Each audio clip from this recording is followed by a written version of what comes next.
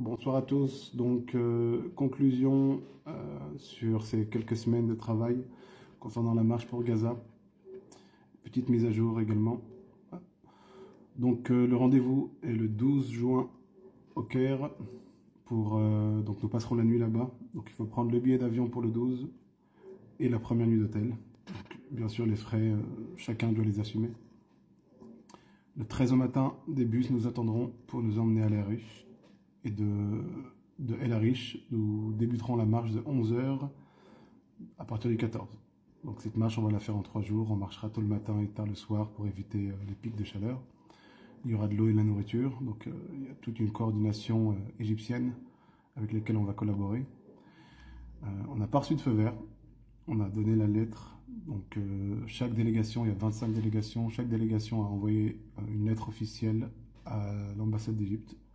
Ici en Suisse, on a rencontré l'ambassadeur qui nous a bien accueillis très positivement, qui nous a promis d'envoyer la lettre immédiatement au gouvernement égyptien. Donc nous, on a fait notre travail, on a informé. On n'y va pas en cachette, on n'y va pas en sous-marin, on y va officiellement et pacifiquement. Donc la décision elle est claire, qu'il y ait un feu vert ou pas, on ira. Si on a le feu vert, la coordination sera certainement réalisée par le Croissant Rouge égyptien. Mais le temps court et on ne peut pas en fait attendre un feu vert qui peut-être ne viendra jamais. Donc on a pris cette décision d'y aller, quoi qu'il arrive. Dans le meilleur des cas, cette marche se fera comme convenu. Dans l'autre cas, on sera bloqué. Et on sera renvoyé chez nous. Mais il faut quand même tenter. Il faut tenter. En fait, il faut tout essayer. Et donc j'invite tout le monde, tous les citoyens, tous ceux qui sont en bonne santé, parce qu'il faudra quand même être en bonne santé. Pas une marche qui va être facile. Il va faire chaud, ça va être difficile. Donc il faut quand même être prudent. Chacun y va de sa propre responsabilité. Nous ne sommes pas c'est pas le Club Med, nous ne sommes pas une agence de voyage. Il y a clairement un risque de tomber malade, il y a un risque d'être rapidement épuisé, il y a un risque de mal dormir, de mal manger, de ne pas manger à sa faim clairement, d'être bousculé, intimidé en tout cas. Alors, il n'y a pas de risque vital, clairement, on ne va pas dans un pays en guerre, hein, on ne rentrera pas dans Gaza, on va en Égypte, donc on y va en tant que citoyen international et on y va pacifiquement. Donc, le risque ultime serait d'être bloqué, d'être renvoyé chez nous.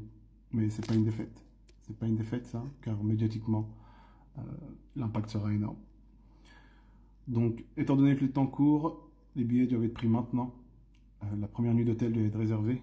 Et donc, le 12, on doit tous être présents, et le plus nombreux possible, pour répondre à cet appel de Gaza.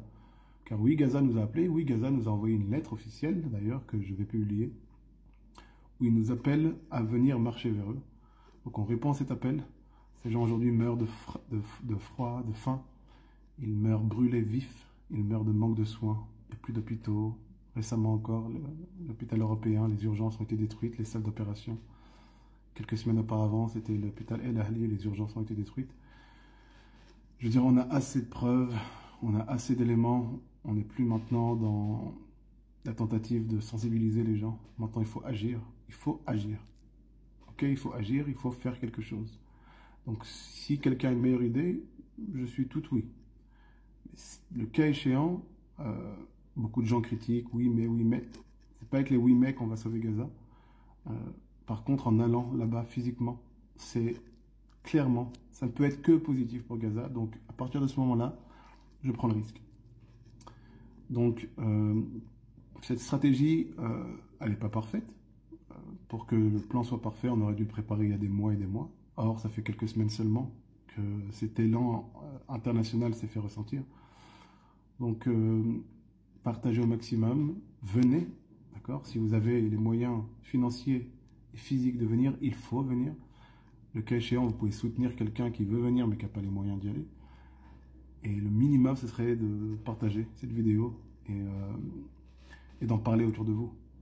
On n'a aucune intention négative envers le gouvernement égyptien, on veut au contraire collaborer avec eux.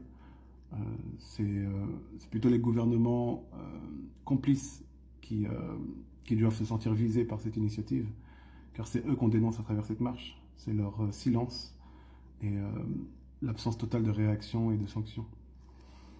Aujourd'hui, il y a plusieurs marches. Ça ne veut pas dire qu'on est divisé, ça veut dire qu'on travaille différemment. L'atmosphère est beaucoup plus paisible qu'il y a quelques jours, voire par rapport à la semaine dernière. Aujourd'hui, on en parle ouvertement, il y a plusieurs marches, on va tous dans la même direction. Et donc, il faut vraiment qu'on soit unis par rapport à ça. Le site marche2gaza.net est mis à jour régulièrement. Alors, clairement que parfois, certaines informations viennent à manquer, d'où l'intérêt de faire cette vidéo et d'essayer de vous donner toutes les infos. On a souvent entendu, vu dans tous les commentaires de nombreuses vidéos, les gens qui disaient « Je suis impuissant, qu'est-ce que je peux faire? Comment aider ?» Aujourd'hui, il y a quelque chose, ça s'appelle la Marche pour Gaza, Marche to Gaza, Global March to Gaza, on peut l'appeler de différents noms, c'est toujours la même chose. Et cette initiative, aujourd'hui, elle est accessible à tout le monde. Si on est capable d'aller à Sharm el-Sheikh pour aller bronzer, on est capable d'aller marcher de El Arish à Rafah pour venir en aide au peuple palestinien. Donc j'espère vous y retrouver nombreux ce 12 juin au Caire. Chaque personne qui écoute ce message se doit d'être un meneur. Il ne suffit pas d'être suiveur dans cette initiative, tout le monde est meneur. C'est-à-dire que vous pouvez très bien prendre l'initiative d'en parler au maximum de gens autour de vous. Ça reste une démarche citoyenne avant tout, on est uniquement facilitateur, on essaie de faire de notre mieux.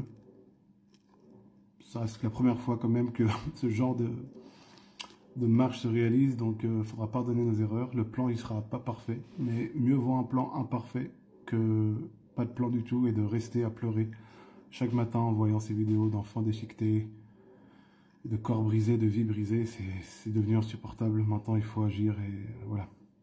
Passez le message au maximum. Et je vous vois bientôt le 12 juin. Merci beaucoup.